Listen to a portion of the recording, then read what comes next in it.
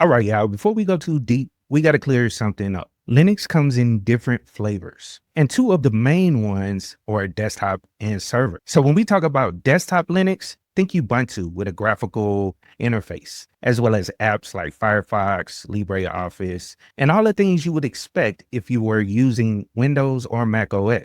But when it comes to server Linux, we're talking minimal setup. So there's no distractions, just speed, performance, and efficiency. And most production environments like websites and databases run on these server versions. And that's what we'll focus on through this course, because that's what'll show up on the Linux Plus exam and what you'll use on a job. Now, I get it. The command line can feel intimidating if you're new. But once you learn a few key commands, the terminal becomes your friend. You can easily install software, manage files, and stop services, all with just a few keystrokes. And plus, it's faster, more powerful, and honestly gives you way more control than any ever could. Now, I know I currently have a GUI up.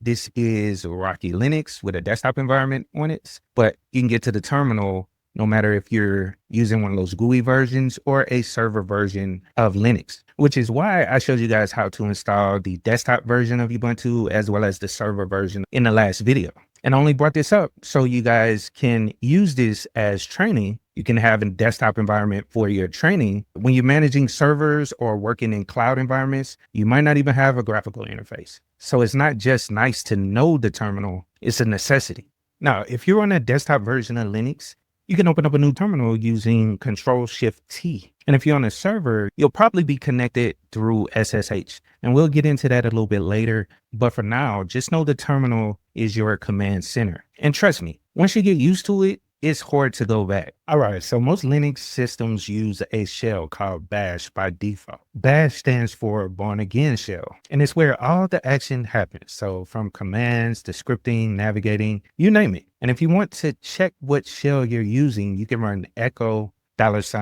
$shell. And this is a system variable, which is what I'm typing at $shell, just so you guys know. And if you run that, that'll let you know what shell you're actually using. And most distros, the default is bash. But you might also run into other shells like Z shell or fish. But bash, like I said, is the standard for certification and job roles. And actually, let's zoom in a little bit right fast so you guys can see a little better. And I'm going to close this other one so it's not a distraction. Let's zoom in one more time. And so that's the command I ran, the echo $shell. Now, let me give you guys a couple more shortcuts to kind of make your life easier. For one, once you start running commands, you can use the up and down arrow, and that will run through all the commands you ran in the past. That's basically your history, your shell history. Like I ran an update as soon as I got the system up and running. So it ran through and checked for updates and updated the system. And that's pretty much all I ran on this system so far. But you can keep scrolling through and look at your command history by just pressing the up and down arrow. Now, let's say you're typing out something like, for instance, the echo command. You can stop right there and hit the tab key, and this will auto-complete based on what you've typed so far.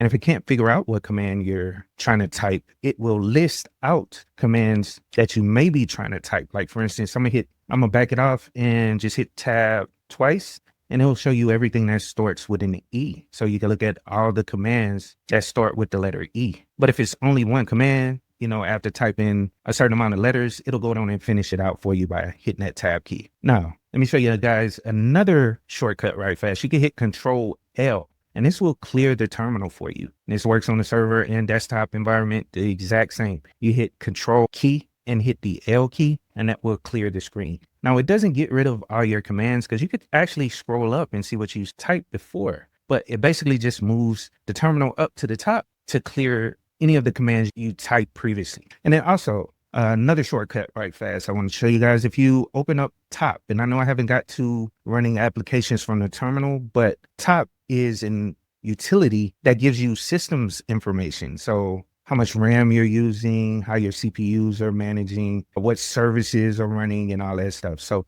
let's go down and run it right fast. But as you can see, it'll update like every 2 to 5 seconds, I believe. I can't remember exactly, but it basically updates this information as things happen on your system. So it's kind of like a system monitor, like on Windows. This will give you some information. So you're probably wondering how to stop this. Well, it's the same with running shell scripts or anything that doesn't have a quit button in the terminal. you can hit the control key and C, and that will stop whatever is running, or cancel a running command or script. It'll stop it right when you type that in. And these little tricks will save you so much time and frustration. Trust me on that. Now, one thing I encourage you to do is use the terminal every day, even for simple stuff. And instead of using the GUI to open a folder, try the CD command, which will take you to that folder from the terminal. And let's say you need to check the IP address, then use IPA. And actually, let me show you guys some of these commands. So let's clear, and you can CD to your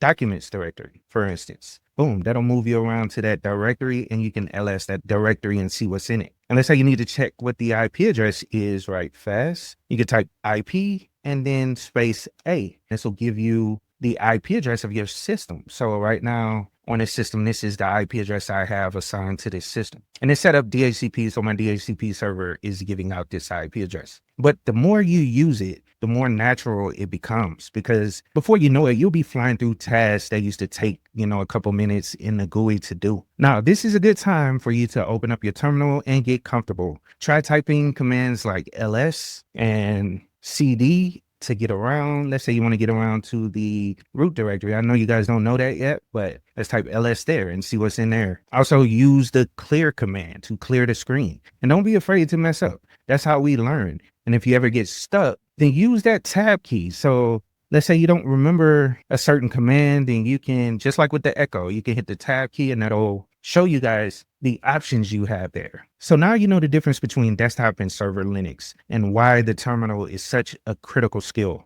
We'll build on as we go deep into the command line in the next video. So now you know the difference between desktop and server Linux and why the terminal is such a critical skill. We'll build on that foundation as we go deeper into the command line in the next video, where we'll start working with directories. So let's keep pushing, let's keep learning, and let's keep it techy.